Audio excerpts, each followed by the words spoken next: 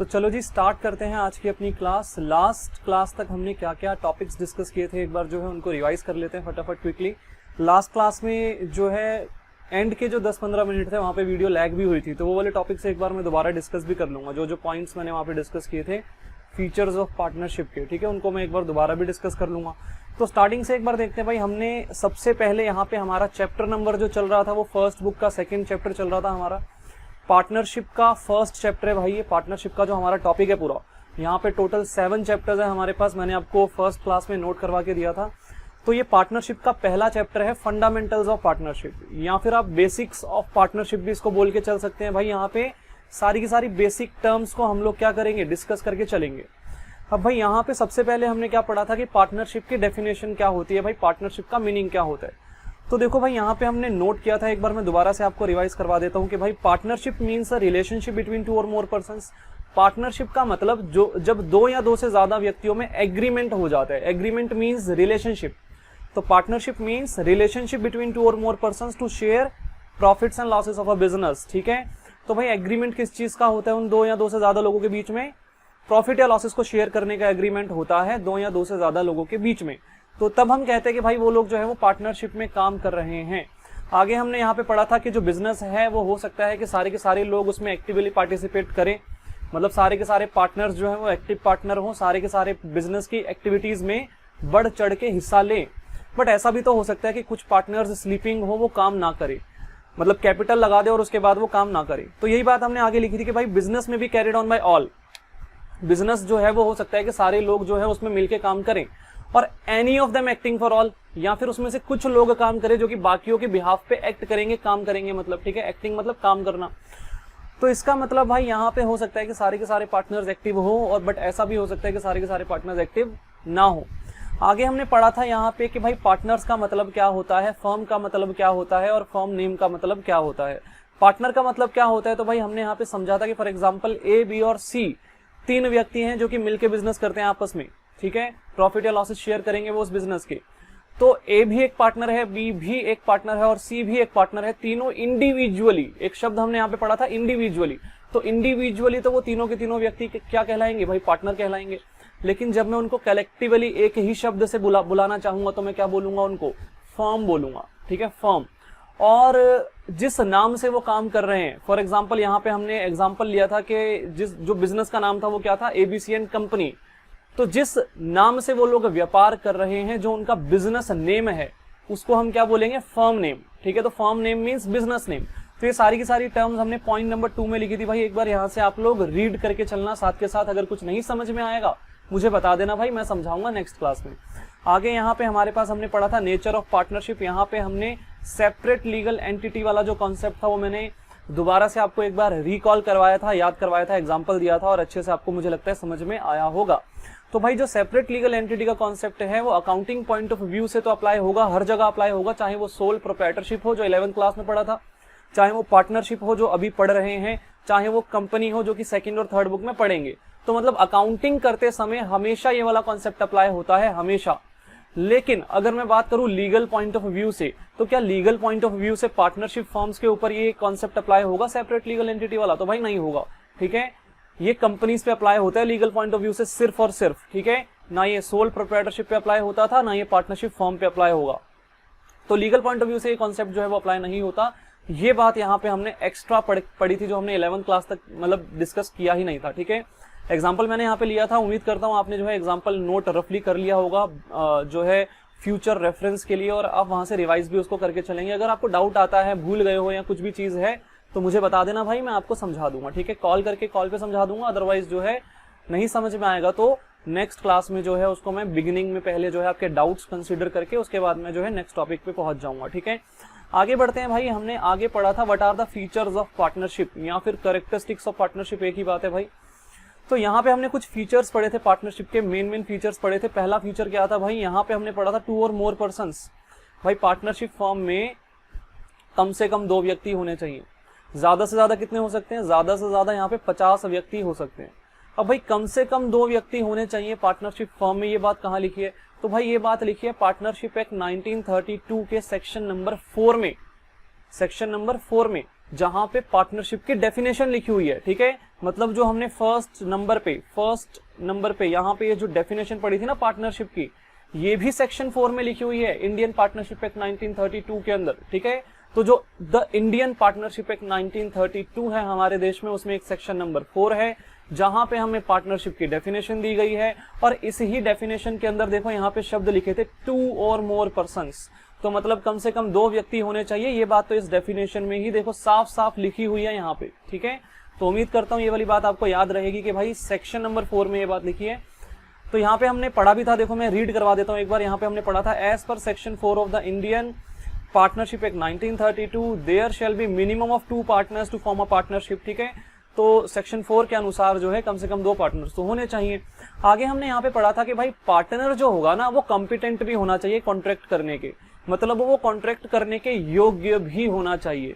अब भाई कौन कौन व्यक्ति है जो कॉन्ट्रैक्ट करने के योग्य होता है हमारे देश में, तो हमने यहाँ पे पढ़ा था भाई ये बात कहाँ लिखी है, ये बात लिखी है कॉन्ट्रैक्ट एक्ट 1872 के अंदर, द इंडियन कॉन्ट्रैक्ट एक्ट 1872, ये पूरा नाम है उसका, द इंडियन कॉन्ट्रैक्ट एक्ट 1872। तो जो इंडियन कॉन्ट्रैक्ट एक्ट 1872 है वहां पे सेक्शन नंबर 11 है, सेक्शन नंबर 11। और उस सेक्शन नंबर 11 में क्या लिखा हुआ है भाई, वहां पे लिखा हुआ है कि कौन कौन जो है वो कॉम्पिटेंट नहीं होता कॉन्ट्रैक्ट करने के लिए, कौन कौन जो है वो हमारे देश में कॉन्ट्रैक्ट करने के योग्य नहीं होता, ये बात वहां पे लिखी हुई है। तो वहां पे 3 व्यक्तियों के बारे में जो है डिस्कशन हुआ था। वहां पे पहला डिस्कशन हुआ था माइनर से रिलेटेड। भाई माइनर जो है ना वो कॉन्ट्रैक्ट करने के योग्य नहीं होता। माइनर एक ऐसा व्यक्ति होता है जो कि 18 साल की एज से कम का है, ठीक है। 18 साल से छोटा व्यक्ति जो होगा उसको माइनर कहा जाएगा। तो माइनर जो है वो कॉन्ट्रैक्ट करने के योग्य जो है हमारे देश में नहीं होता। सेकेंडली हमने यहाँ पे पढ़ा था पर्सन ऑफ अनसाउंड माइंड। तो जो अनसाउंड माइंड के व्यक्ति, ये सब यहाँ पे लिखा हुआ है देखो। तो जो माइनर है वो कॉन्ट्रैक्ट करने के योग्य नहीं होता। पूरी बात पढ़ देता हूं भाई। The partner must be competent, the partner must be competent to contract, partner जो है वो कॉन्ट्रैक्ट करने के योग्य होना चाहिए। The following persons are not competent to contract, ये जो नीचे लिखे गए व्यक्ति हैं ये कॉम्पिटेंट नहीं है, कॉन्ट्रैक्ट करने के योग्य नहीं है। As per the section 11 of the Indian Contract Act 1872। तो भाई सेक्शन 11 जो है इंडियन कॉन्ट्रैक्ट एक्ट 1872 नाम का एक कानून है हमारे देश में। तो वहां पे सेक्शन नंबर 11 में बता रखा है कि भाई ये व्यक्ति जो है ये कॉन्ट्रैक्ट करने के योग्य नहीं है हमारे देश में। तो यहाँ पे माइनर्स जो है वो कॉन्ट्रैक्ट करने के योग्य नहीं है। पर्सन ऑफ अनसाउंड माइंड जो है ये कॉन्ट्रैक्ट करने के योग्य नहीं है। और जो पर्सन्स डिस्क्वालिफाइड बाय लॉ होते हैं, मतलब ऐसे व्यक्ति जो कि कानून के द्वारा डिस्क्वालिफाइड है, ठीक है, कि भाई तुम तो कॉन्ट्रैक्ट कर ही नहीं सकते, तुम योग्य ही नहीं हो कॉन्ट्रैक्ट करने के। कौन कौन लोग होते हैं भाई ऐसे? तो भाई हमने यहाँ पे पढ़ा था कन्विक्ट्स। कन्विक्ट्स माने अपराधी, अपराधी जो है वो कॉन्ट्रैक्ट करने के योग्य नहीं होते, वो डिस्क्वालिफाइड होते हैं कानून के द्वारा। ऐसे हमने यहाँ पे पढ़ा था इंसॉल्वेंट्स। तो इंसॉल्वेंट्स जो दिवालिया व्यक्ति होते हैं वो भी जो है कानून के द्वारा जिनको दिवालिया घोषित कर दिया जाता है कोर्ट के द्वारा, तो ऐसे जो व्यक्ति हैं वो भी कॉन्ट्रैक्ट करने के योग्य नहीं होते हमारे देश में। आगे हमने यहाँ पे पढ़ा था कि भाई जो हमारे फॉरेन सॉवरेन्स होते हैं, मतलब जो एम्बेसडर्स होते हैं, फॉरेन कंट्री के एम्बेसडर्स जो हमारे देश में सिचुएटेड होते हैं, हमारे देश में नौकरी कर रहे होते हैं, तो वो लोग भी हमारे देश में कॉन्ट्रैक्ट करने के योग्य नहीं होते, ठीक है। तो ये सब बातें हमने यहाँ पे पढ़ी थी। आगे हमने यहाँ पे पढ़ा था कि भाई मिनिमम तो 50 व्यक्ति होने चाहिए कॉन्ट्रैक्ट करने, 2 व्यक्ति होने चाहिए, मिनिमम तो 2 व्यक्ति होने चाहिए कॉन्ट्रैक्ट करने के लिए। मैक्सिमम कितने हो सकते हैं भाई? मैक्सिमम यहाँ पे हो सकते हैं 50 व्यक्ति। ये बात कहाँ लिखी है? तो भाई इसको हमने ऐसे पढ़ा था, ध्यान से सुनना, इसको हमने ऐसे पढ़ा था कि हमारे देश में एक एक्ट है, एक कानून है, द कंपनीज एक्ट 2013। अब ये जो कानून है ना, ये सेंट्रल गवर्नमेंट को पावर देता है। इस कानून के अंदर ना एक सेक्शन है, सेक्शन 464। तो वो जो सेक्शन जो 464 है वो सेंट्रल गवर्नमेंट को पावर देता है। किस चीज की पावर देता है भाई? पावर देता है कि आप बता सकते हो कि मैक्सिमम नंबर ऑफ पार्टनर कितने होंगे किसी भी पार्टनरशिप फर्म के अंदर। तो सेंट्रल गवर्नमेंट को पावर मिल रखी है कि भाई सेंट्रल गवर्नमेंट जो है वो हमें बता सकती है, प्रिस्क्राइब कर सकती है कि भाई जो मैक्सिमम नंबर ऑफ पार्टनर्स है पार्टनरशिप फर्म में वो कितने होंगे। कहां से मिलती है ये पावर सेंट्रल गवर्नमेंट को? तो भाई section 464 of the companies act 2013। तो जो कंपनीज एक्ट 2013 है उसका सेक्शन 464 जो है वो सेंट्रल गवर्नमेंट को पावर देता है कि सेंट्रल गवर्नमेंट जो है maximum number of partners in a partnership firm जो है वो हमें प्रिस्क्राइब करके बता सकती है। लेकिन साथ ही एक रिस्ट्रिक्शन भी लगाता है कि भाई जो भी तुम मैक्सिमम नंबर ऑफ पार्टनर्स बताओगे ना वो 100 से ज्यादा नहीं हो सकते। They can not be exceed 100 in numbers, ठीक है, 100 से ज्यादा नहीं हो सकते हैं। तो ये वाली रिस्ट्रिक्शन तो 464 ने लगा दी। लेकिन उसके बाद क्या हुआ, उसके बाद अब सेंट्रल गवर्नमेंट के पास पावर थी, तो सेंट्रल गवर्नमेंट ने अपनी पावर का यूज किया। सेंट्रल गवर्नमेंट ने जब कंपनीज रूल्स 2014 बनाए ना, कंपनीज रूल्स 2014, तो वहां पे उन्होंने एक रूल नंबर 10 निकाल दिया। उस रूल नंबर 10 में उन्होंने लिख दिया कि भाई मैक्सिमम नंबर ऑफ पार्टनर कितने होंगे पार्टनरशिप फर्म में, 50। तो ये वाली बात कहां पे लिखी है, कंपनीज रूल्स 2014 के सेक्शन रूल नंबर 10 में लिखी हुई है कि जो मैक्सिमम नंबर ऑफ पार्टनर्स है वो कितने होंगे, 50 पार्टनर्स होंगे। ठीक है, तो ये किसी एक्ट में नहीं लिखा, ये रूल्स में लिखा हुआ है। ठीक है, किसी कानून में नहीं लिखा। कानून ने तो पावर दी थी सेंट्रल गवर्नमेंट को कि भाई आप बताओ, आप प्रिस्क्राइब करो कि मैक्सिमम कितने जो है नंबर ऑफ पार्टनर्स हो सकते हैं पार्टनरशिप फर्म में, 100 से ज्यादा मत बताना। ठीक है, इस तरह की रिस्ट्रिक्शन लगा दी थी। तो जो सेंट्रल गवर्नमेंट थी उन्होंने क्या किया भाई, उन्होंने जो है रूल्स बनाए, कंपनीज रूल्स 2014 में ये रूल्स आए थे, तो तब उन्होंने रूल नंबर 10 निकाला और वहां पे उन्होंने प्रिस्क्राइब कर दिया, बता दिया कि भाई मैक्सिमम कितने पार्टनर होंगे पार्टनरशिप फर्म में, 50 पार्टनर्स हो सकते हैं। 50 से ज्यादा अगर पार्टनर्स हो जाएंगे पार्टनरशिप फर्म में, तो उस पार्टनरशिप फर्म को फिर कंपनी में कन्वर्ट करवाना पड़ेगा। ऐसा यहाँ पे जो है लीगल प्रोसीजर होता है, मैंडेटरी है। तो ये सारी बात यहाँ पे लिखी थी कि भाई section 464 of the companies act 2013 give power to the central government to prescribe the maximum number of partners but not exceeding 100, 100 से ज्यादा नहीं बता सकते। ठीक है, central government prescribe by rule 10 of companies rules 2014 the maximum number of partners in a partnership firm to be 50। तो भाई central government ने जो है कंपनीज रूल्स 2014 के रूल नंबर 10 में आके हमें बता दिया कि मैक्सिमम 50 व्यक्ति हो सकते हैं किसी भी पार्टनरशिप फर्म के अंदर। आगे भाई हमने सेकंड वाला यहाँ पे जो पॉइंट पढ़ा था वो क्या था, एग्रीमेंट। अब भाई एग्रीमेंट का होना जरूरी है किसी भी पार्टनरशिप में। भाई अगर दो व्यक्ति मिलकर पार्टनरशिप में व्यापार करते हैं तो उनके बीच में एग्रीमेंट तो होना ही चाहिए। ठीक है, एग्रीमेंट ओरल भी हो सकता है, एग्रीमेंट रिटन भी हो सकता है, मैंडेटरी नहीं है कि रिटन ही बनाने। ठीक है, तो कोई कंपल्जन नहीं है कि एग्रीमेंट रिटन बनेगा। ठीक है, ओरली भी बातचीत हो सकती है कि भाई 40% प्रॉफिट मैं लूंगा, 60% आपका होगा, या फिर 50-50% ले लेंगे दोनों। तो इस तरीके से ओरली भी जो है हम अपनी जो है टर्म्स और कंडीशंस एक दूसरे को बता के बातचीत कर सकते हैं, या फिर हम रिटन में भी जो है एग्रीमेंट बना सकते हैं। तो इसका मतलब भाई एग्रीमेंट बनाना रिटन में कंपलसरी नहीं है, ओरली भी एग्रीमेंट बन सकता है यहाँ पे। तो एग्रीमेंट जो है वो ओरल भी हो सकता है, रिटन भी हो सकता है। हाँ, बट जो रिटन एग्रीमेंट होगा ना उसको हम क्या बोलेंगे, पार्टनरशिप डीड बोलेंगे। क्या बोलेंगे भाई, पार्टनरशिप डीड। तो इसका मतलब अगर रिटन एग्रीमेंट बनाया गया है तो उसको पार्टनरशिप डीड कहा जाएगा, और ओरल एग्रीमेंट जो होगा वो तो भाई वर्बल एग्रीमेंट होगा, बातचीत के थ्रू एग्रीमेंट हो जाएगा। ठीक है, तो इसका मतलब कोई कंपल्जन नहीं है कि आपको रिटन ही बनाना है एग्रीमेंट। ठीक है, आपकी मर्जी है।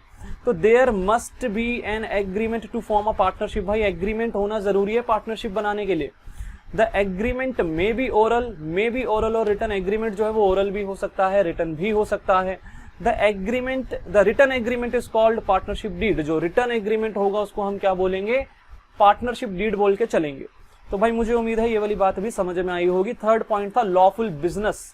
भाई लॉफुल बिजनेस क्या होता है, तो भाई जिस काम के लिए, जिस एक्टिविटी के लिए हम पार्टनरशिप में व्यापार कर रहे हैं, व्यापार वो जो एक्टिविटी है, वो जो व्यापार है वो लीगल होना चाहिए, लॉफुल होना चाहिए। मतलब अगर मैं किसी इलीगल एक्टिविटी के लिए किसी पर्सन के साथ जो है पार्टनरशिप कर लेता हूं कि भाई आज अब मिलके दोनों जो है इलीगल एक्टिविटी के लिए हम पार्टनरशिप करते हैं, तो भाई वो जो चीज है उसको पार्टनरशिप नहीं बोला जाएगा। पार्टनरशिप तब होगी जब लीगल काम कर रहे होंगे हम, अदरवाइज उसको पार्टनरशिप बोलेंगे ही नहीं। ठीक है, मान लेते हैं मैं एक व्यक्ति के साथ जो है इलीगल एक्टिविटी में शामिल हो जाता हूं और उसका पार्टनर बन जाता हूं। अब बाद में हमने शुरू में डिसाइड किया था कि हम लोग जो है प्रॉफिट का शेयर 50-50% लेंगे, आधा आधा प्रॉफिट होगा हमारा, जो भी उस इलीगल एक्टिविटी से जो भी जो है मुनाफा होगा वहां से हम आधा आधा पैसा बांट लेंगे आपस में। अब बाद में क्या हुआ भाई, मैं ज्यादा काम करता था, वो जो व्यक्ति था वो कम काम करता था, तो मैंने बोला भाई मुझे तो 70% प्रॉफिट चाहिए, तू तो वेला बैठा रहता है। ठीक है, तुझे मैं 30% हिस्सा दूंगा क्योंकि तू खाली बैठता है, और मैं 70% लूंगा क्योंकि मैं ज्यादा काम करता हूँ। अब वो कहता है भाई नहीं ऐसा नहीं होगा, तो क्या मैं कोर्ट जा सकता हूँ? मुझे एक बात बताओ, क्या मैं ये जो हमारे बीच में लड़ाई होगी, ये जो विवाद होगा, इसके निपटारे के लिए क्या मैं कोर्ट विजिट कर सकता हूँ कि भाई हम लोग पार्टनरशिप में व्यापार कर रहे थे और ये व्यक्ति मेरी बात नहीं मान रहा, मैं ज्यादा काम कर रहा हूँ और ये मुझे जो है ज्यादा हिस्सा नहीं देता प्रॉफिट में, क्या ऐसी बात लेके मैं कोर्ट विजिट कर सकता हूँ? तो भाई नहीं कर सकता। क्यों? Because I am doing a illegal business, मैं एक इलीगल एक्टिविटी कर रहा हूँ। कोर्ट जाऊंगा और ये सब चीज बताऊंगा तो मैं फंस जाऊंगा भाई। ठीक है ना, तो मतलब मैं जाऊंगा ही नहीं। तो इसका मतलब भाई पार्टनरशिप जो है वो तब होगी जब आप कोई लीगल बिजनेस करोगे, इलीगल बिजनेस के लिए थोड़ी ना पार्टनरशिप होगी। तो यही वाली बात थर्ड पॉइंट में लिखी है, लॉफुल बिजनेस। तो यहाँ पे लिखा हुआ है partnership should be form only for lawful business. Partnership जो है वो सिर्फ और सिर्फ लॉफुल बिजनेस के लिए होनी चाहिए। अगर जो है बिजनेस जो है वो अनलॉफुल होगा, इलीगल होगा, तो उस केस में उसको पार्टनरशिप थोड़ी ना कहा जाएगा। ठीक है, आगे है प्रॉफिट शेयरिंग। तो भाई यहाँ पे हमने बात पढ़ी थी, क्या पढ़ा था, अगर मैं किसी पार्टनरशिप फर्म में पार्टनर हूं तो मेरा प्रॉफिट में हिस्सा तो होना ही चाहिए, अदरवाइज मैं पार्टनर ही नहीं कहलाऊंगा। ऑब्वियस सी बात है भाई, मैं किसी पार्टनरशिप फर्म में पार्टनर हूं तो क्या मुझे प्रॉफिट में हिस्सा मिलना चाहिए कि नहीं मिलना चाहिए? हाँ भाई मिलना चाहिए। बट मान लेते हैं कि ऐसा व्यक्ति है जो अपने आप को बोलता है कि भाई मैं एक बिजनेस में पार्टनर हूं, बट मुझे ना वहां से प्रॉफिट में कोई हिस्सा नहीं मिलता, तो क्या वो पार्टनर हुआ? तो भाई वो पार्टनर हुआ ही नहीं। ठीक है, वो बेवकूफ है। ठीक है, तो पार्टनर उसको कहा जाएगा जो प्रॉफिट में हिस्सा लेगा। जिसका प्रॉफिट में कुछ हिस्सा ही नहीं है और वो बैठे बैठे काम कर रहा है फ्री फंड में, उसको थोड़ी ना पार्टनर बोल देंगे। हाँ, लेकिन यहाँ पे ना एक बात और पढ़ी थी हमने। क्या पढ़ा था हमने? यहाँ पे पढ़ा था कि जो माइनर होता है ना, माइनर, वो जो है लॉसेज शेयर नहीं करेगा। ठीक है, वो लॉसेज शेयर नहीं करेगा, मतलब वो सिर्फ प्रॉफिट्स के लिए ही पार्टनर होता है। Minor may be, minor can be a partner. हालांकि हमने फर्स्ट वाली जो यहाँ पे फीचर पढ़ा था ना, फर्स्ट वाला फीचर, वहां पे मैंने बताया था कि जो इंडियन कॉन्ट्रैक्ट एक्ट 1872 का सेक्शन 11 है, वो माइनर को जो है वो कॉम्पिटेंट मानता ही नहीं है कॉन्ट्रैक्ट करने के लिए, इसलिए माइनर जो है वो पार्टनर हो ही नहीं सकते पार्टनरशिप फर्म का। लेकिन अभी हम आगे जाके डिस्कस करेंगे इस चैप्टर के अंदर कि भाई माइनर जो है वो पार्टनर हो तो सकता है, लेकिन only for profits of the firm.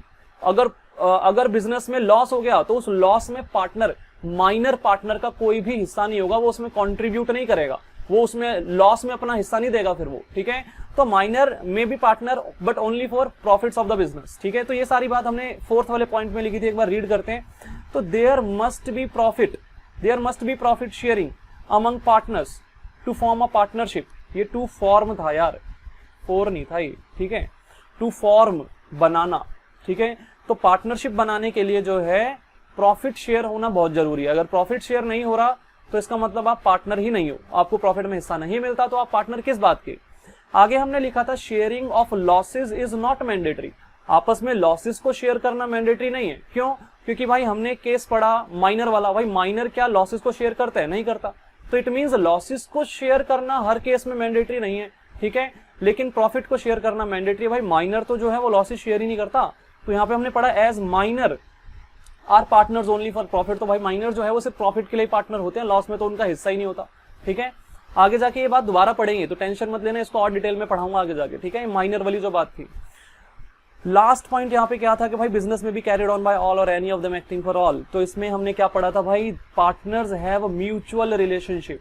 Partners have mutual relationship of principal and agent with each others.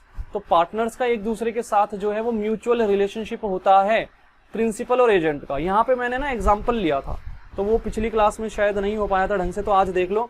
मान लेते हैं कि भाई दो पार्टनर्स हैं, ए और बी। ए और बी दो पार्टनर्स है। ठीक है, अब ध्यान से देखना, मैं बोलता हूं भाई ये जो ए है ना, इसने किसी सी के साथ कोई एग्रीमेंट किया, किसी सी के साथ कोई एग्रीमेंट किया। सी एक थर्ड पर्सन है। ठीक है, बाहर का व्यक्ति है, कोई पार्टनरशिप फर्म का व्यक्ति नहीं है ये, तो कोई थर्ड पार्टी है ये हमारी। ठीक है, तो ए और बी जो है ये पार्टनर्स हैं, और ए ने किसी थर्ड पर्सन के साथ एग्रीमेंट कर दिया कोई। ठीक है, बिजनेस से रिलेटेड एग्रीमेंट कर दिया। अब जब ऐसा हुआ तो ए उस टाइम पे एज अ एजेंट काम कर रहा था। किसका एजेंट था वो?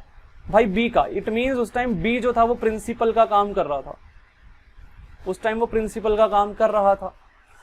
बट आगे देखते हैं भाई, आगे मैं बोलता हूं कि भाई बी ने जो है वो किसी डी के साथ एग्रीमेंट कर दिया।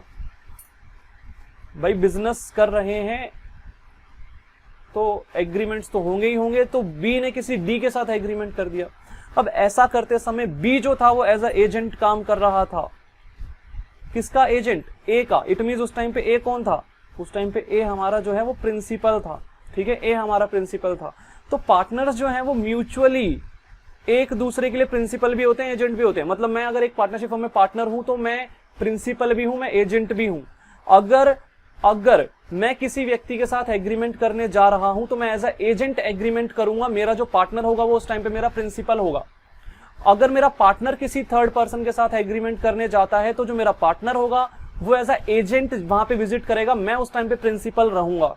ठीक है, तो पार्टनर्स एक दूसरे के लिए प्रिंसिपल और एजेंट का काम करते हैं। ये वाली बात यहाँ पे लिखी है, partners have mutual relationship of principal and agent with each others, ठीक है, एक दूसरे के साथ उनका जो है म्यूचुअल आपसी संबंध होता है भाई। म्यूचुअल रिलेशनशिप मीन्स आपस में उनका जो है प्रिंसिपल और एजेंट होते हैं वो एक दूसरे के लिए। आगे यहाँ पे हमने पढ़ा बिजनेस में be carried on by all if all the active partners, if all are the active partners, ठीक है। बिजनेस जो है वो सभी के द्वारा तब चलाया जाएगा जब सारे के सारे एक्टिव पार्टनर होंगे। ये बात तो पहले ही डिस्कस कर ली थी जब हमने डेफिनेशन पढ़ी थी भाई। अगर सारे पार्टनर्स एक्टिव होंगे तो बिजनेस जो है वो कैरिड ऑन बाय ऑल होगा, सभी के द्वारा चलाया जाएगा। आगे हमने पढ़ा और बिजनेस में भी carried on by any of them है यार, ये एनी ऑफ देम था, ये बोथ नहीं था, ये any of them as there may be some sleeping partners, क्योंकि वहां पे कुछ स्लीपिंग पार्टनर्स भी हो सकते हैं। तो उस केस में क्या होगा कि कुछ व्यक्ति ही जो है वो बिजनेस में एक्टिव होंगे, वो बिजनेस को चलाएंगे, ठीक है। तो बिजनेस में भी carried on by any of them, ठीक है। एनी ऑफ देम का मतलब उनमें से कुछ जो है वो बिजनेस चलाएंगे, क्योंकि बाकी क्या होंगे, बाकी स्लीपिंग पार्टनर्स होंगे वो कैपिटल इन्वेस्ट करने के बाद आराम करेंगे, ठीक है, काम नहीं करेंगे। तो भाई ये हमारे कुछ फीचर्स हमने पढ़े थे पार्टनरशिप के, ठीक है। तो इनको समझना है, याद नहीं करना, ठीक है, बात समझना भाई। यहाँ पे ना एक एक नंबर के क्वेश्चन आते हैं पेपर में। अब एक एक नंबर के क्वेश्चन में वो क्या टेस्ट करेंगे, क्या वो आपका रेक्टिफिकेशन टेस्ट करेंगे? तो नहीं भाई, यहाँ पे रेक्टिफिकेशन टेस्ट नहीं होगा, यहाँ पे नॉलेज टेस्ट होगी। 1 मार्क्स के क्वेश्चन जनरली जो है वो वैसे वाले आते हैं, समझने वाले, ठीक है। तो बातों को समझना है, एक एक लाइन जो मैंने यहाँ पे लिखी उसका मतलब हमें पता होना चाहिए। मतलब पता है तो पेपर में आप लोग जो है आंसर सही ही लिख के आएंगे, गलत हो ही नहीं सकता। यहाँ पे रट्टा वाला काम है ही नहीं। 11th क्लास जैसा नहीं है कि थ्योरी याद करके जानी है और याद करके लिख के आनी है। ये सब जो लिखवाया इतना बड़ा बड़ा, ये समझने के लिए लिखा हमने। हाँ, अगर याद हो जाए तो वो एक अच्छी बात है, ठीक है, बना के लिख पाओ तो ज्यादा अच्छी बात है, ठीक है, रट्टा मारने से तो बेटर है। बट फिर भी पेपर में जो है 1 मार्क्स के क्वेश्चन आते हैं और 1 मार्क के क्वेश्चन जो है वो आपका एप्टीट्यूड टेस्ट करेंगे, वो आपका जो है नॉलेज चेक करेंगे, आपको नॉलेज कितनी है, वहां पे रट्टाफिकेशन चेक नहीं होगा आपका, ठीक है। तो इस बार ये प्लस पॉइंट है कि आपको रट्टा नहीं मारना पड़ेगा, आपका काम जो है वो समझ के होगा, ठीक है।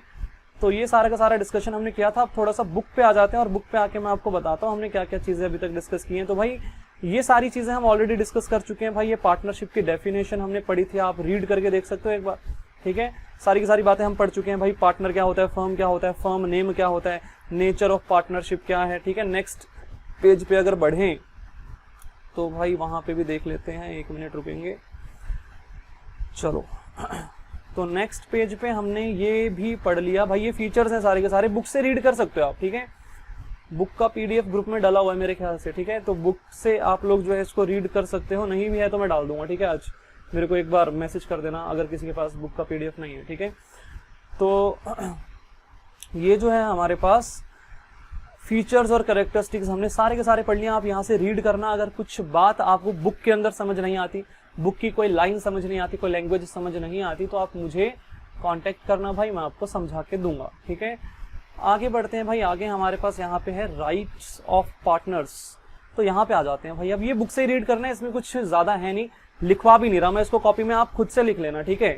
ज्यादा कुछ इसमें जो 2-3 बातें जो ज्यादा याद रखने वाली है वो मैं आपको अभी समझा दूंगा। बाकी इसको समझना है, याद नहीं करना। रट्टे वाला काम है ही नहीं, पेपर में नहीं आता, ठीक है।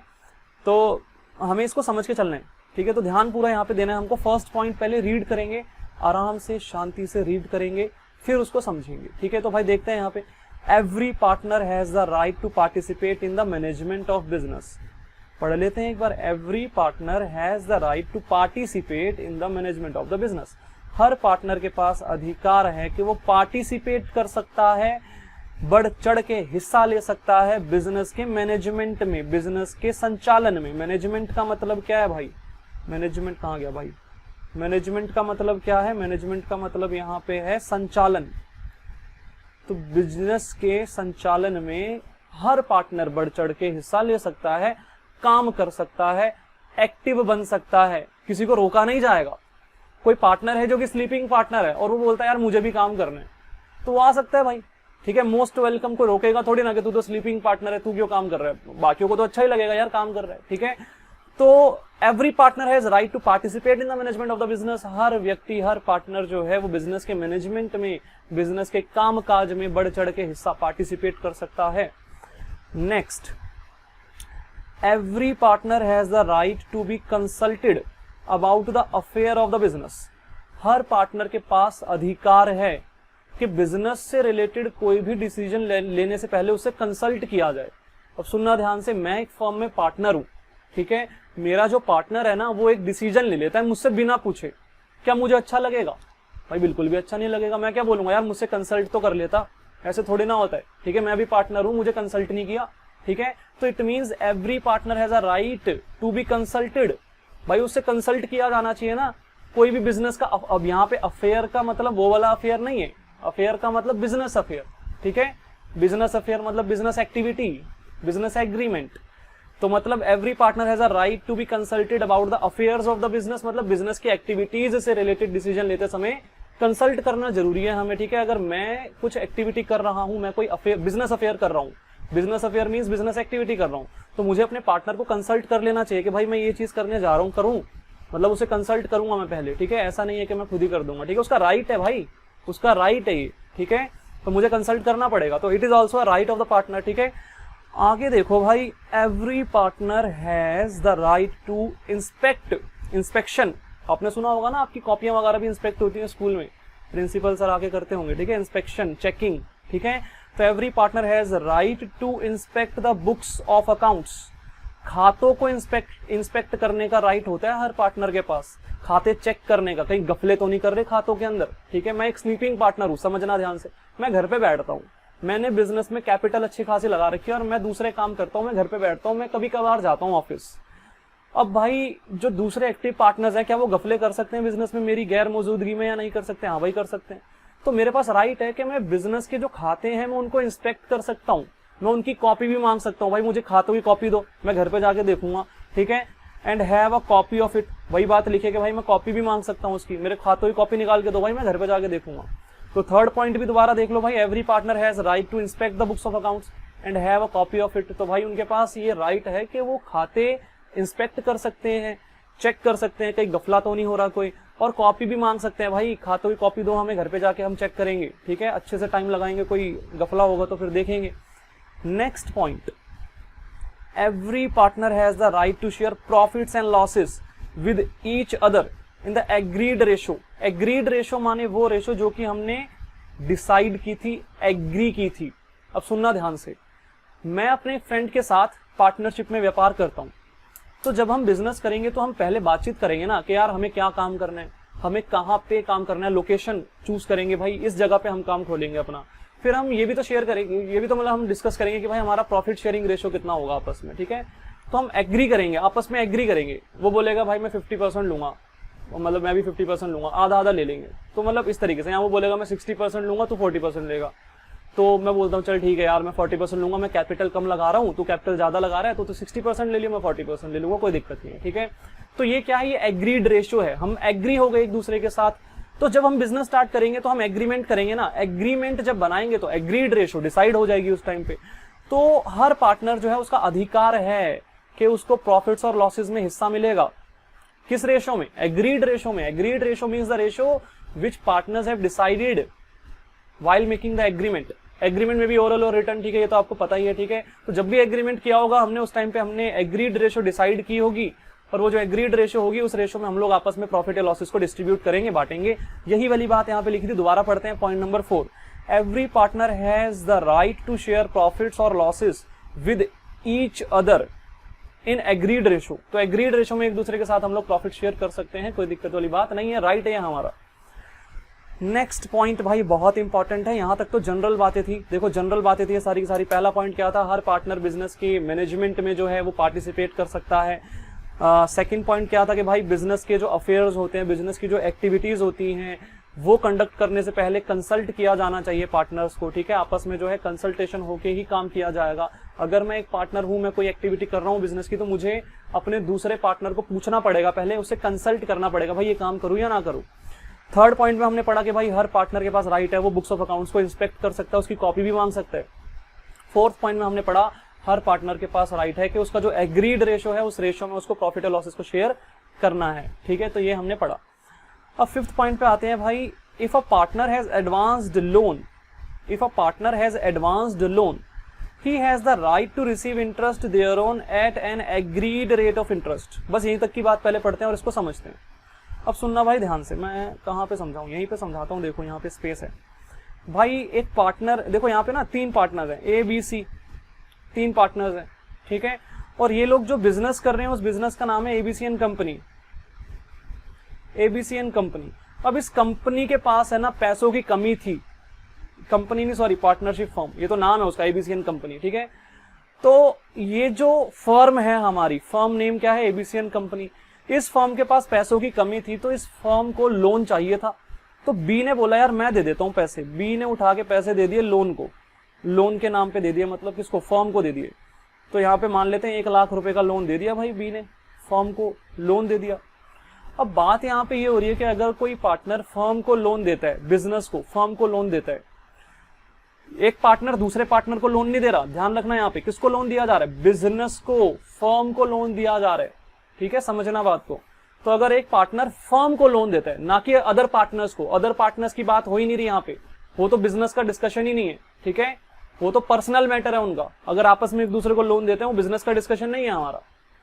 तो अगर एक पार्टनर बिजनेस को लोन देता है तो उस केस में क्या होगा, उस केस में वो जो बिजनेस है ना वो उस पार्टनर को ब्याज देगा। ये बिजनेस, ये एबीसीएन कंपनी ब्याज पे करेगी बी को, ब्याज पे करेगी बी को। किस रेट पे ब्याज पे करेगी, उसका रेट परसेंटेज क्या होगा ब्याज का, एग्रीड रेट होगा भाई। एग्रीड रेट माने वो रेट जो कि एग्रीमेंट में डिसाइड हुआ होगा। अब एग्रीड रेट तो तब होगा ना जब एग्रीमेंट बना होगा, अगर एग्रीमेंट ही नहीं बना होगा, उस बात पे कोई एग्रीमेंट ही नहीं हुआ फॉर एग्जांपल मान लो, तो क्या होगा, फिर रेट क्या लेंगे।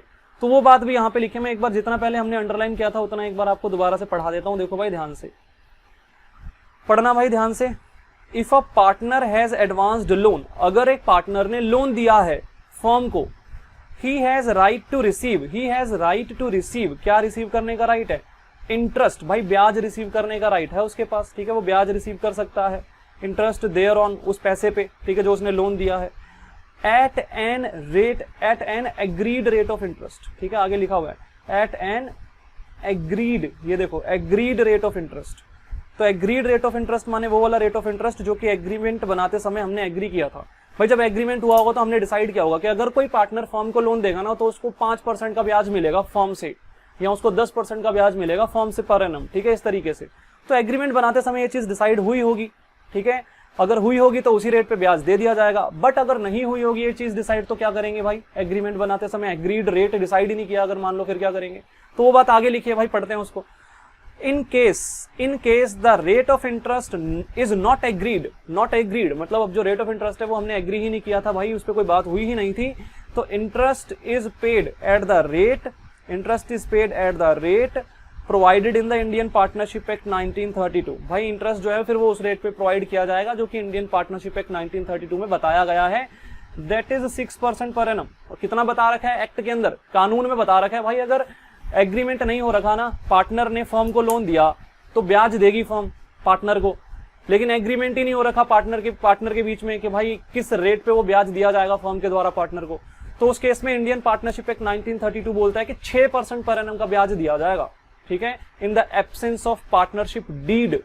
अगर रिटर्न एग्रीमेंट नहीं हो रखा, सुनना ध्यान से, अगर रिटर्न एग्रीमेंट नहीं हो रखा तो, क्योंकि देखो ओरल एग्रीमेंट का इस बात पे ना कोई प्रूफ नहीं बनता।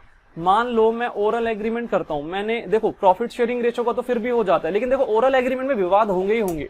ओरल एग्रीमेंट तो वैसे करना ही नहीं चाहिए। मान लो मैं अपने पार्टनर के साथ जो है एग्रीमेंट करता हूं कि हम 50-50% प्रॉफिट शेयर करेंगे, अब बाद में बिजनेस चल जाता है, उसके मन में लालच आ जाती है, तो वो भाई बाद में क्या कर सकता है ना, बाद में वो बोलेगा भाई हमारे बीच में तो 60-40 का रेशो डिसाइड हुआ था, मैंने तो 60% की बात की थी, ये झूठ बोल रहा है, केस कर सकता है कोर्ट में जाके, और वहां पे प्रूफ करना बहुत मुश्किल हो जाएगा मेरे लिए कि भाई 50-50 की बात हुई थी। क्यों? क्योंकि ओरल एग्रीमेंट था। तो ओरल एग्रीमेंट वैसे तो रियलिटी में भी जो है लोग प्रेफर नहीं करते, रिटर्न एग्रीमेंट प्रेफर करते हैं, लेकिन यहाँ पे ऐसा लिखा हुआ है कि ओरल एग्रीमेंट भी किया जा सकता है, उसमें कोई रोक नहीं है। अगर कोई बहुत छोटा मोटा बिजनेस कर रहा है भाई, बहुत छोटा मोटा बिजनेस पार्टनरशिप में कर रहा है, तो वो थोड़ी ना रिटर्न एग्रीमेंट करेगा, ठीक है ना। तो इसलिए ऐसा यहाँ पे लिखा हुआ है कि आप ओरल एग्रीमेंट भी कर सकते हो, ठीक है ना। बहुत छोटे छोटे बिजनेस होते हैं भाई, पार्टनरशिप में लोग करते हैं, तो वहां पे थोड़ी ना वो रिटर्न एग्रीमेंट का खर्चा उठाएंगे, वो लॉयर थोड़ी ना हायर करेंगे वहां पे, ठीक है ना, क्योंकि खर्चा होता है यार रिटर्न एग्रीमेंट बनाने में, सिंपल सी बात है। तो इसका मतलब हर कोई नहीं बनाता रिटर्न एग्रीमेंट, ठीक है ना। ओरल एग्रीमेंट जो है भाई उसमें दिक्कत रहती है, वहां पे अगर कोई लड़ाई हो जाती है मेरी अपने पार्टनर के साथ, वो झूठ बोल रहा है, तो मैं प्रूफ थोड़ी ना कर पाऊंगा, ठीक है। तो पार्टनरशिप डीड अगर नहीं बन रखी है ना, तो उस केस में 6% का मुझे जो है क्या देना है भाई, इंटरेस्ट पे करना है पार्टनर को, अगर पार्टनर फर्म को लोन देता है, ठीक है। थोड़ा थोड़ा आपको समझ में आया होगा। बहुत ज्यादा नहीं भी आया तो चलेगा, आगे जाके सारी बातें दोबारा डिस्कस होंगी, ठीक है। अभी एक ओवरव्यू लेना है हमें इस चैप्टर का कि हाँ ऐसी ऐसी बातें हम पढ़ने वाले हैं यहाँ पे, आगे जाके दोबारा प्रैक्टिकली जब सारी चीजें करेंगे तो बहुत अच्छे से समझ में आएगा ये सब, ठीक है। 6th वाला पॉइंट देखो भाई, 6th वाला point, in case of an emergency, अगर कोई इमरजेंसी आ जाती है, कोई आपदा तो नहीं सॉरी इमरजेंसी सिचुएशन क्रिएट हो जाती है भाई, ठीक है, इमरजेंसी आ जाती है, a partner has the right to act according to the best judgement and be indemnified for the expenses incurred by him. अब ये क्या चीज है, सुनना ध्यान से। मैं बिजनेस के एग्रीमेंट करने के लिए आउट ऑफ स्टेट चला गया, दिल्ली से बाहर चला गया, मान लेते भाई मैं पार्टनरशिप में काम कर रहा हूँ, मेरा कोई बिजनेस का एग्रीमेंट था, एग्रीमेंट करने के लिए किसी पार्टी के साथ एग्रीमेंट था मेरा भाई, कामकाज के रिलेशन में मतलब, तो मैं दिल्ली से बाहर चला गया। अब वहां जाके ऐसी सिचुएशन क्रिएट होगी कि यार मुझे कुछ खर्चे करने पड़ गए, कुछ खर्चा करना पड़ गया मुझे वहां पे, ठीक है, क्योंकि हालातों को कुछ पता नहीं होता, इमरजेंसी में भाई मुझे खर्चा करना पड़ गया। मुझे मान लेते हैं भाई मुझे वहां से टैक्सी नहीं मिली, पर टैक्सी जो मिली वो महंगी मिली, तो मुझे महंगे में लेनी पड़ी, ठीक है, तो एक्स्ट्रा खर्चा हो गया मेरी जेब से, ठीक है, इमरजेंसी सिचुएशन थी यार, उस टाइम पे टाइम सेव करना था, मुझे करना पड़ा, ठीक है। तो वो जो खर्चा मैं अपनी पॉकेट से उस टाइम पे कर रहा हूँ, तो वो जो खर्चा है वो मुझे इंडेमनीफाई कर देगी मेरी फर्म, मेरी जो फर्म होगी मुझे वो लौटा देगी पैसा, इंडेमनीफाई। तो अगर कोई इमरजेंसी सिचुएशन में पार्टनर अपनी जेब से आउट ऑफ पॉकेट एक्सपेंस कर देता है, तो वो जो एक्सपेंस है उसको इंडेमनीफाई कर दिया जाएगा, मतलब वापस लौटा दिया जाएगा, फर्म के द्वारा वो पे कर दिया जाएगा। ऐसी बात यहाँ पे लिखी है, आपको समझना है इस बात को, ठीक है। इंडेमनीफाई करने का मतलब क्या है, खर्चा वापस लौटा दिया जाएगा, फर्म पे कर देगी वो पैसा हमको, तो टेंशन लेने की जरूरत नहीं है इमरजेंसी में अगर जेब से कोई खर्चा हो जाता है। अब यहाँ पे ना दिक्कत ये है कि ये वाली बात है ना दोबारा 9th वाले पॉइंट में रिपीट करके लिखी है, तो पहले वो भी पढ़ लेते हैं 9th पॉइंट भी, ठीक है। सेम बात 2 बार लिख दी इन्होंने गलती से, तो पढ़ लेते हैं एक बार। इफ अ पार्टनर इंकर एक्सपेंसेस ऑन बिजनेस, अगर एक पार्टनर ने बिजनेस पे कोई खर्चा कर दिया और he pays amount on behalf of the firm, अगर वो फर्म के बिहाफ पे कोई पैसा पे कर देता है, फर्म के बिहाफ पे कोई पैसा पे कर देता है, that partner get indemnified for the payment made by him from the firm, तो उसको भाई फर्म के द्वारा पैसे लौटा दिए जाएंगे। तो अगर एक पार्टनर ने बिजनेस के संबंध में कोई खर्चा कर दिया, तो वो खर्चा बिजनेस के द्वारा उसको वापस पे कर दिया जाएगा जो उसने अपनी जेब से उस टाइम पे किया था, ठीक है। तो सेम बात लिखिए, कुछ भी नया नहीं है। अगली बात 7th point, a partner has right not to allow the admission of a new partner, admission of a new partner. अब सुनो ध्यान से, ए और बी एक पार्टनरशिप फॉर्म में पार्टनर्स है, 2 ही पार्टनर्स है, ए और बी।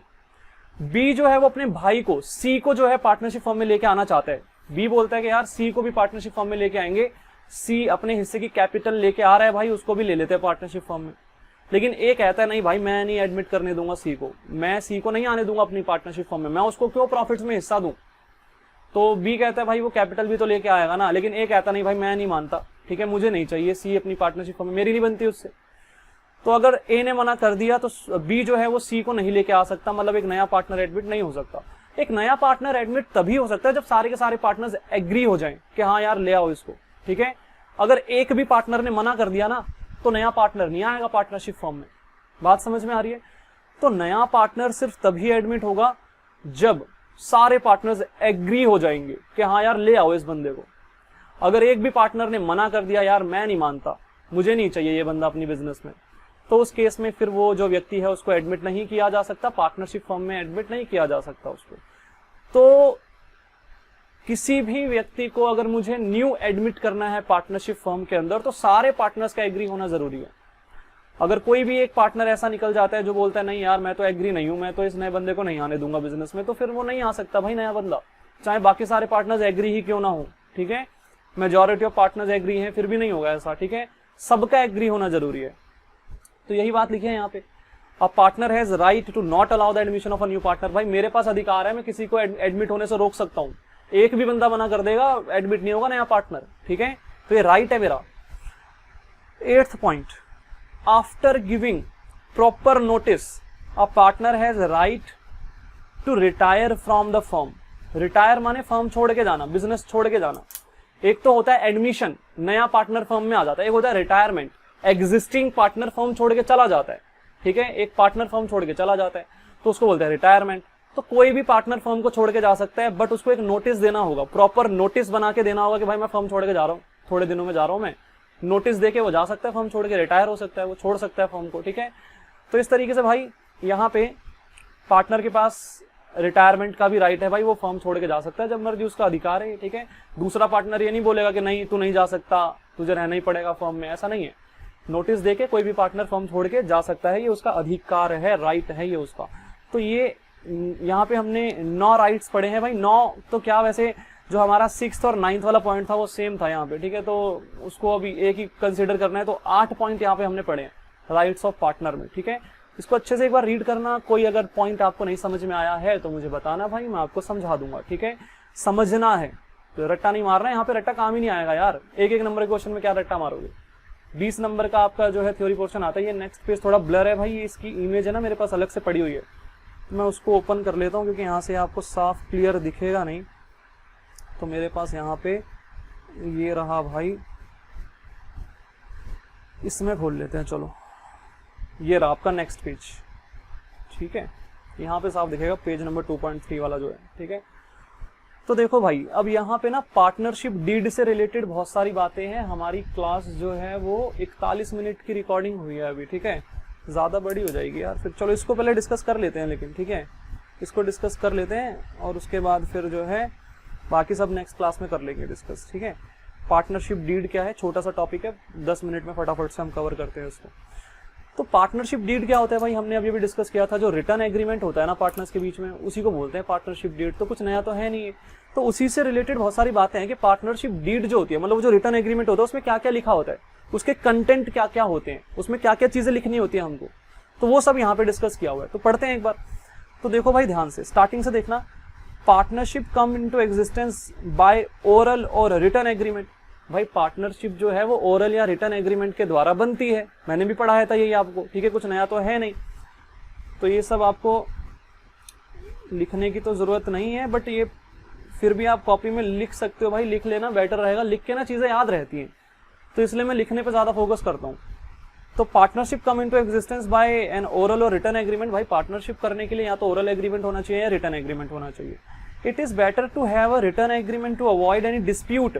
भाई लड़ाई झगड़े ना हो, इसीलिए हमें रिटर्न एग्रीमेंट बनाना चाहिए। मैंने भी तो ये बताया था यार, अगर ओरल एग्रीमेंट होगा तो सामने वाला बंदा झूठ भी तो बोल सकता है ना, तो इसलिए रिटर्न एग्रीमेंट बनाना चाहिए ताकि डिस्प्यूट ना हो। और रियलिटी में वैसे जो है वो रिटर्न एग्रीमेंट ही बनते हैं। बहुत ही छोटा मोटा अगर कोई बिजनेस होगा तो वो ओरली, अगर अनपढ़ व्यक्ति है एकदम तो वो ओरल एग्रीमेंट करेगा, अदरवाइज जो है रिटर्न एग्रीमेंट ही होंगे। This written document known as partnership deed, यही चीज मैंने पढ़ाई थी भाई, वो जो रिटर्न एग्रीमेंट होता है उसी को बोलते हैं हम partnership deed. Details the terms and conditions of the partnership, जिसमें जो है पार्टनरशिप की टर्म्स और कंडीशंस लिखी होती है, पूरी की पूरी रूल्स लिखे होते हैं वहां पे, कौन से पार्टनर का क्या अधिकार है, किस पार्टनर को कितना हिस्सा मिलेगा प्रॉफिट में, किसको कितना नहीं मिलेगा हिस्सा प्रॉफिट में, एक्सेट्रा एक्सेट्रा, बहुत सारी चीजें यहाँ पे पार्टनरशिप डीड में लिखी होती है। It is a legal document signed by all the partners. भाई एक लीगल डॉक्यूमेंट है जिसपे सारे पार्टनर्स के साइन होते हैं, ठीक है ना। And has clauses on the following. Clauses का मतलब होता है कंटेंट। कंटेंट माने उसके अंदर क्या क्या चीजें होती हैं, क्या क्या लिखा होता है उसके अंदर, तो ये सब लिखा होता है। ये जो नीचे इतने सारे पॉइंट देखे हैं, तो पार्टनरशिप डीड में ये सब लिखा होता है। तो देखो फटाफट से इसको डिस्कस करते हैं। सबसे पहले भाई पहला पॉइंट, डिस्क्रिप्शन ऑफ पार्टनर। भाई यहाँ पे ना पार्टनर्स का डिस्क्रिप्शन होता है। फॉर एग्जांपल एक पार्टनरशिप फर्म में 3 पार्टनर है, तो तीनों का डिस्क्रिप्शन होगा। डिस्क्रिप्शन क्या क्या होगा भाई, उनका नाम क्या है, उनका एड्रेस क्या है, उनका फोन नंबर, ठीक है, वो सब डिस्क्रिप्शन, ठीक है, सारे के सारे उनका डिस्क्रिप्शन, उनका बायोडाटा होगा यहाँ पे एक तरीके से, ये मान लो, ठीक है। तो पार्टनरशिप डीड में सारे पार्टनर्स का डिस्क्रिप्शन होता है भाई साहब। Next, description of the firm. जो फर्म है ना, हमारा जो बिजनेस है, मतलब उसका रजिस्टर्ड ऑफिस कहाँ पे है, ऑफिस एड्रेस क्या है उसका, फर्म का नाम क्या है, फर्म का एड्रेस कहाँ पे है, रजिस्टर्ड ऑफिस का एड्रेस कहाँ पे, ये सब बातें भी लिखनी होती है डिस्क्रिप्शन ऑफ फर्म। तो name and address of the firm, ठीक है, हमारी जो फर्म है, हमारा जो बिजनेस है, उसका नाम क्या है, उसका एड्रेस कहाँ पे है, तो ये सब भी हमें लिखना होता है, ऑफिस का address. Principal place of business. अब देखो मान लो कि मैं पार्टनरशिप में काम कर रहा हूँ कुछ लोगों के साथ, अब मेरा एक हेड ऑफिस है और मेरे बहुत सारी ब्रांचेस भी हैं, ब्रांचेस के भी ऑफिस बने हुए हैं, तो मुझे यहाँ पे प्रिंसिपल प्लेस ऑफ बिजनेस भी बताना है। प्रिंसिपल प्लेस ऑफ बिजनेस का मतलब होता है हेड ऑफिस, तो मुझे अपने हेड ऑफिस का एड्रेस भी बताना है, क्योंकि ब्रांचेस तो मेरी बहुत सारी होंगी, तो हेड ऑफिस का भी मुझे एड्रेस बताना पड़ेगा। एड्रेस ऑफ द प्रिंसिपल, मुख्य, प्रिंसिपल प्लेस ऑफ बिजनेस माने मुख्य जो मेरा बिजनेस का एड्रेस है वो भी मुझे बता के चलना पड़ेगा, हेड ऑफिस का एड्रेस। नेचर ऑफ बिजनेस, भाई मैं किस तरह का काम कर रहा हूँ। मान लो अगर मैं कपड़े का काम कर रहा हूँ तो मुझे वहां पे मेंशन करना पड़ेगा भाई मैं जो है कपड़ों का काम करता हूँ, ठीक है।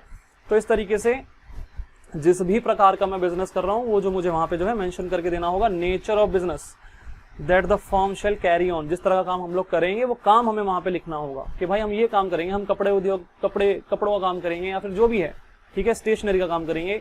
तो जिस भी तरीके से है कमेंसमेंट ऑफ पार्टनरशिप, किस तारीख से हमारी जो पार्टनरशिप है वो कमेंस हो रही है, स्टार्ट हो रही है, हमारा जो पार्टनरशिप फर्म है वो कब से हम स्टार्ट कर रहे हैं, तो वो जो डेट है मैं वहां पे लिखनी पड़ेगी। आज मैं डीड बना रहा हूँ, एग्रीमेंट कर रहा हूँ, तो क्या आज ही से काम शुरू कर दूंगा? भाई जरूरी नहीं है, हो सकता है मैं 5 दिन बाद शुरू करूं, तो 5 दिन बाद वाली डेट लिख दूंगा मैं यहाँ पे, date of commencement of partnership. भाई 5 दिन बाद जाके हमारी पार्टनरशिप स्टार्ट होगी, ठीक है, तो डेट ऑफ कमेंसमेंट भी लिखनी है।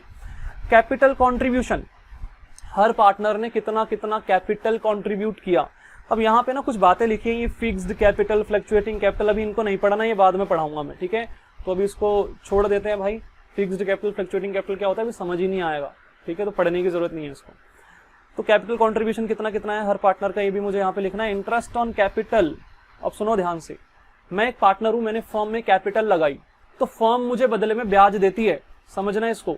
मैं एक पार्टनर हूं, मैंने फर्म में कैपिटल इन्वेस्ट की तो फर्म मुझे बदले में ब्याज देगी, बट ब्याज सिर्फ तभी देगी अगर मैंने डीड में लिखा होगा, मतलब मैंने एग्रीमेंट बनाते समय लिखा होगा कि भाई हर पार्टनर को 5% जो है वो इंटरेस्ट ऑन कैपिटल मिलेगा पर एनम, ठीक है। ऐसा अगर मैंने लिख दिया होगा तभी मिलेगा ब्याज, अदरवाइज मैंने जो कैपिटल लगाई उसमें मुझे ब्याज नहीं मिलेगा कोई हर साल, ठीक है। इस तरीके से इंटरेस्ट ऑन ड्राइंग, ड्राइंग क्या होता है भाई? बिजनेस से पैसा निकाल लेना। मैं एक पार्टनर हूं, मैंने बिजनेस से पैसा निकाल लिया तो मुझे भी ब्याज देना पड़ेगा, बिजनेस को, फर्म को ब्याज पे करना पड़ेगा मुझे, ठीक है। बट यहाँ पे ब्याज में कितना पे करूंगा, रेट क्या होगा उसका, परसेंटेज क्या होगी, तो भाई वो डीड में जितना लिखा होगा उतना होगा, ठीक है। हालांकि डीड में नहीं भी लिखा होगा तो भी मुझे ड्रॉइंग्स पे तो ब्याज देना ही पड़ेगा। अब वो कितना देना पड़ेगा वो मैं बाद में नेक्स्ट क्लास में डिस्कस करूंगा, ठीक है, उसको बाद में डिस्कस करेंगे। तो यहाँ पे स्टार मार्क कर लेना, इंटरेस्ट ऑन ड्राइंग वाला जो है बाद में दोबारा डिस्कस करूंगा, इस पेज को भी दोबारा ओपन कर लेंगे तब। प्रॉफिट शेयरिंग रेशियो कितनी होगी हर पार्टनर की, तो वो भी यहाँ पे लिखा होगा। भाई मेरा 50%, सामने वाले का 30%, तीसरे बंदे का 20%, इस तरीके से प्रॉफिट शेयरिंग रेशियो भी हमें यहाँ पे लिखनी होगी। इंटरेस्ट ऑन लोन, अगर मैं लोन दे रहा हूँ फर्म को तो फर्म मुझे कितना ब्याज पे करेगी वो भी मुझे यहाँ पे लिखना होगा। रेम्युनरेशन ऑफ पार्टनर, अगर किसी पार्टनर को मुझे सैलरी पे करनी है, कमीशन पे करनी है, एक्सेट्रा, किसी भी तरह की remuneration, remuneration mean salary, commission, etcetera, wages वगैरह, ठीक है, कुछ भी, ठीक है। तो अगर मुझे किसी पार्टनर को सैलरी, कमीशन, एक्सेट्रा पे करना है तो कितना कितना पेमेंट करना है वो चीज भी मुझे यहाँ पे लिखनी पड़ेगी। अगर यहाँ पे लिखा होगा तभी पेमेंट करनी है, अदरवाइज नहीं करनी। डीड में मैंने लिख दिया कि भाई जो ए है ना, ए पार्टनरशिप फर्म के अंदर एक व्यक्ति है ए को 5,000 पर मंथ जो है सैलरी दी जाएगी तो उसको देनी पड़ेगी क्योंकि डीड में लिखा हुआ है। डीड में नहीं लिखा होगा तो कोई सैलरी नहीं देनी फिर, ठीक है, इस तरीके से। वैल्यूएशन ऑफ गुडविल, भाई गुडविल का वैल्यूएशन किस तरीके से किया जाएगा वो भी डीड में लिखा होगा कि भाई ये तरीका है गुडविल निकालने का, तरीका होता है गुडविल निकालने का, नेक्स्ट चैप्टर में पढ़ना है हमको वो। तो हमारे पास गुडविल निकालने के काफी सारे तरीके होते हैं, वो सारे तरीके यहाँ पे हमें बताना पड़ेगा कि हम किस तरीके को फॉलो करते हैं गुडविल निकालने के लिए। 3 तरीके होते हैं तो हमें यहाँ पे बताना पड़ेगा कि भाई हम ये वाले तरीके से गुडविल निकालते हैं अपनी, ठीक है, तो तरीका यहाँ पे मेंशन करना पड़ेगा। वैल्यूएशन ऑफ एसेट्स, भाई हम एसेट्स को कैसे वैल्यूएशन करते हैं, एसेट को किस तरीके से वैल्यू करते हैं हम लोग, वो भी हमें यहाँ पे लिखना पड़ेगा। अब इस तरह से ये सारी की सारी बातें इंपॉर्टेंट, कुछ ज्यादा जो इंपॉर्टेंट है वो लिख लेते हैं। Accounting period, settlement of account तो कुछ है नहीं, ठीक है। अकाउंटिंग पीरियड मेन जो है ना वो पढ़ना है हमको, ठीक है। अकाउंटिंग पीरियड तो भाई जनरली 1 अप्रैल से 31 मार्च का होता है, बट अगर किसी फर्म का 1 जनवरी से 31 दिसंबर का है तो उसको मेंशन करना पड़ेगा यहाँ पे, ठीक है ना। तो ये पढ़ लेना एक बार, कुछ ज्यादा खास बातें नहीं है। Rights and duty of partner, her partner के क्या क्या राइट्स है, क्या क्या उसकी ड्यूटीज है वो भी लिखना पड़ेगा। ड्यूरेशन ऑफ पार्टनरशिप, कितने टाइम के लिए हम लोग पार्टनरशिप में काम कर रहे हैं, 2 साल, 3 साल, 5 साल या अनंत काल के लिए, ठीक है, तो जो भी है वो लिखना पड़ेगा। बैंक अकाउंट ऑपरेशन, ठीक है, हमने पार्टनरशिप फर्म बनाई है उसका बैंक का जो खाता होगा उसकी डिटेल भी यहाँ पे जो है हमें लिखनी पड़ेगी सारी की सारी। अगर किसी पार्टनर की डेथ होती है तो फिर क्या होगा वो भी यहाँ पे हमें लिखना पड़ेगा, whether the firm will continue और डिसॉल्व, ठीक है। अगर मान लो एक पार्टनर मर जाता है, उसकी डेथ हो जाती है, तो क्या हम बिजनेस को कंटिन्यू रखेंगे या बिजनेस बंद कर देंगे, ये चीज लिखनी पड़ेगी यहाँ पे हमें। सेटलमेंट ऑफ डिस्प्यूट, अगर कोई विवाद हो जाता है तो उसका निपटारा कैसे होगा वो चीज भी यहाँ पे लिखनी होगी। अब जैसे मान लो फॉर एग्जाम्पल विवाद हो जाता है किसी बात पे कि भाई प्रॉफिट शेयरिंग रेशियो जो है, कोई व्यक्ति बोलता है मुझे ज्यादा चाहिए, तो क्या उसको ज्यादा दे देंगे? नहीं भाई, यहाँ पे ना डिस्प्यूट का निपटारा कैसे होगा उससे रिलेटेड यहाँ पे रूल्स लिखे जाएंगे। तो जो भी वो रूल्स होंगे उसके हिसाब से जो है वहां पे हम उसको प्रॉफिट अगर बढ़ा के देना है तो देंगे, अदरवाइज जो भी यहाँ पे डीड में जो लिखा होगा वही होगा, मतलब ठीक है, डीड में नहीं लिखा तो नहीं होगा। तो ये हमारा था भाई डीड में क्या क्या कंटेंट होते हैं, हमें ज्यादातर कुछ याद रखने की ज्यादा जरूरत नहीं है। मेन आप याद रखना, पार्टनर्स का डिस्क्रिप्शन होगा, फर्म का डिस्क्रिप्शन होगा, पार्टनरशिप की कमेंसमेंट की डेट होगी, ठीक है, ये सब जो बेसिक चीजें हैं। नेचर ऑफ बिजनेस होगा भाई, किस तरह का व्यापार हम लोग कर रहे हैं, कितना कैपिटल कंट्रीब्यूट किया पार्टनर्स ने, इंटरेस्ट ऑन कैपिटल का रेट क्या होगा, इंटरेस्ट ऑन ड्रॉइंग्स का रेट क्या होगा, प्रॉफिट शेयरिंग रेशियो क्या होगी, इंटरेस्ट ऑन लोन क्या होगा, रेम्युनरेशन कितनी पे की जाएगी किस पार्टनर को, और गुडविल का वैल्यूएशन कैसे होगा, एसेट्स का वैल्यूएशन कैसे होगा। तो बेसिक बातें हैं। अगर कुछ पॉइंट आपको नहीं समझ में आ रहा है, यहाँ से रीड जरूर करना है इसको, ठीक है, ज्यादा इंपॉर्टेंट नहीं है बट फिर भी ठीक है, रीड जरूर करना। नहीं समझ में आएगा मैं समझाऊंगा इसको, ठीक है। अब भाई आगे बढ़ते हैं, नेक्स्ट क्या है उसको भी जरा देख लेते हैं, ठीक है। पढ़ना है कि नहीं पढ़ना वो भी मैं बताता हूँ आपको, आगे टॉपिक को देख के पता चलेगा। मैं पढ़ा सकता हूँ, अभी टाइम है हमारे पास, या नहीं पढ़ाना है वो भी अभी देख लेते हैं। तो हाँ भाई अभी नहीं पढ़ना है, ठीक है। अब बस ये नेक्स्ट क्लास में थ्योरी आपकी सारी खत्म हो जाएगी, थ्योरी भी खत्म हो जाएगी, प्रैक्टिकल क्वेश्चन स्टार्ट हो जाएंगे वैसे, ठीक है। तो थ्योरी तो आप 10 मिनट की है सारी जो बची हुई है, ठीक है। तो नेक्स्ट क्लास में हम क्या करेंगे, प्रैक्टिकल क्वेश्चंस हमारे जो हैं वो इलिस्ट्रेशंस स्टार्ट कर देंगे, मतलब हम लोग अभी तो वैसे थियोरेटिकल होंगे शुरू के 1-2 इलिस्ट्रेशंस, ठीक है, बट स्टार्टिंग हो जाएगी मतलब क्वेश्चंस की, ठीक है। तो आज इतना ही कर रहे हैं भाई, ज्यादा कुछ खास मैंने डिस्कस नहीं किया भाई। जितनी भी चीजें मैंने डिस्कस की हैं उनको अच्छे से आपको रिवाइज करना है भाई, अब तक जितना भी पढ़ा। और अगर कोई डाउट आता है मुझे कॉल करके पूछना है, मैं आपको समझा दूंगा बढ़िया तरीके से, ठीक है। तो आज की क्लास यहीं पे खत्म करते हैं भाई।